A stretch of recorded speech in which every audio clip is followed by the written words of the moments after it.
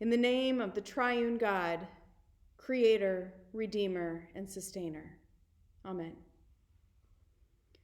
Several years ago, while I was in nursing school, I worked as a nursing assistant on a medical surgical unit at the hospital in St. Joseph. I worked overnights from 7 p.m. to 7:30 a.m. Among other things, my duties involved checking vital signs, taking patients to the bathroom or walking with them in the hall, making sure they had ice water when they needed it, and helping them bathe or shower. Often, this was just as simple as making sure they had everything they needed in the bathroom and keeping an ear out while I changed their bedclothes. Other times, I would help them get set up in a chair with a tub of hot, soapy water and leave them to it. But some people needed assistance with part or all of their bath, and it would be my responsibility to help them bathe or give them a bath.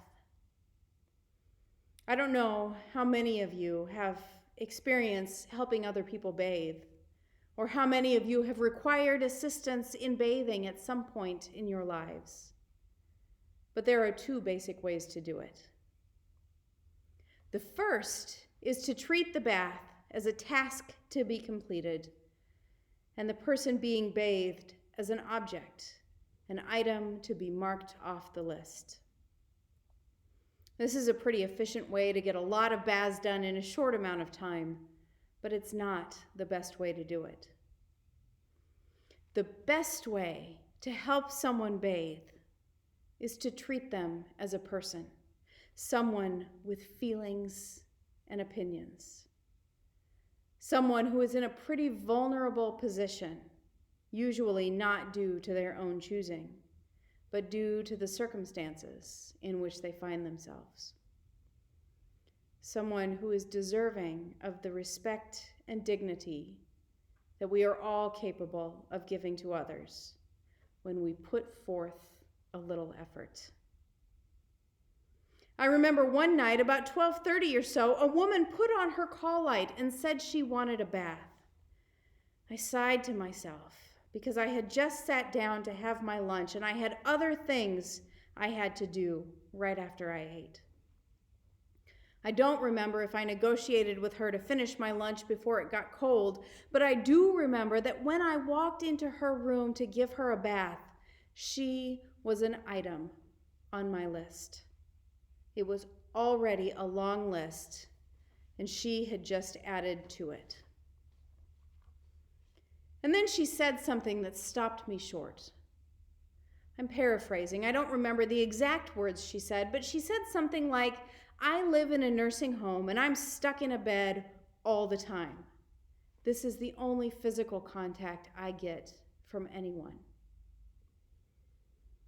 I spent half an hour that night giving her a bath and listening to her talk about her life. Much more recently, we were at a Maundy Thursday service at my wife's home congregation. Towards the end of the service, there was an opportunity for foot washing. This particular year, the priest invited anyone who wanted to participate to sit in a circle of chairs while she made her way around with a basin. I could hear murmuring from across the circle, but I didn't know what she was saying until she got to me. As she washed my feet, she talked to me about being a blessing to my family and the gifts that she saw that I brought to the people I love and to the world around me. I can only assume that she offered similar words of love and blessing to each person whose feet she washed that night. I don't tell you these stories to tell you that we should be washing each other's feet tonight, if it weren't for the pandemic, or even that you should be doing that at home. Not every church participates in a foot washing ritual on Maundy Thursday, nor should every church do so. It's not a ritual that fits with the culture of every congregation. But I do think these stories and stories like them are important to share. Not stories about bathing and washing specifically, but stories about service. Stories about humbling ourselves before others, about making ourselves vulnerable. Stories about love. Peter struggled with these concepts in the gospel reading for tonight. He was adamantly opposed to Jesus washing his feet. Perhaps he felt that he should be the one humbling himself before Jesus instead of the other way around. If you've ever participated in a foot washing service, you may recall that can be a feeling of vulnerability, maybe even discomfort in having someone wash your feet or in washing someone else's. In general, we're not comfortable with that level of service, not with someone we regard as being a friend or a peer, and almost certainly not with someone we regard as being a leader, as Peter regarded Jesus. Perhaps this was where his discomfort lay. But whatever the reason, he resists until Jesus tells him that this is foundational to a continuing relationship. If I don't wash you, you have no part with me, Jesus says. And so Peter, who loves Jesus, begs not only for his feet to be washed, but also his head and his hands. This seems like an enigmatic comment for Jesus to make until we realize what he is about with the new commandment he is giving. Calling them little children, he commands them to love one another the way he has loved them. This has been an example of love, of only the perfect love that Jesus can give. He's been showing them how to love one another.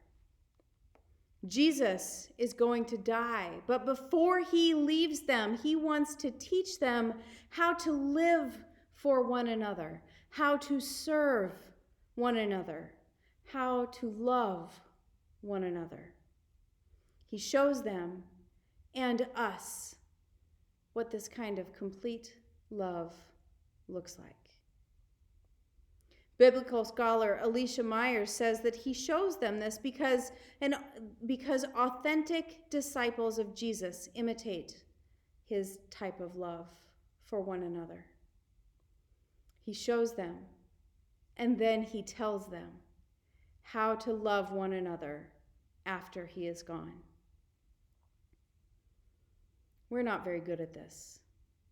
We're not very good at giving or receiving this type of love. In fact, we can't give this love to each other or receive it from each other until we have received it from Jesus.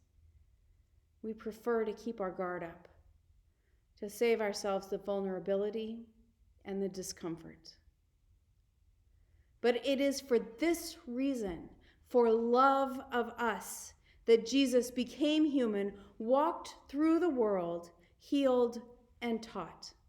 It is for this reason that Jesus was willing to bear everything that comes with being human, so that Jesus can love us completely, even through the vulnerability and the discomfort, even to the other side of death and the grave.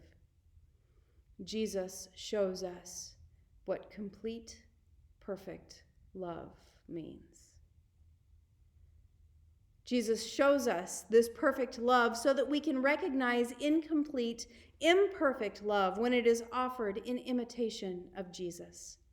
Jesus shows us this perfect love so we can learn to let our guard down.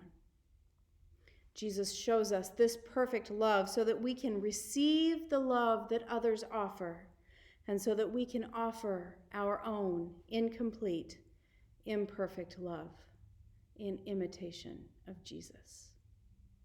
Amen.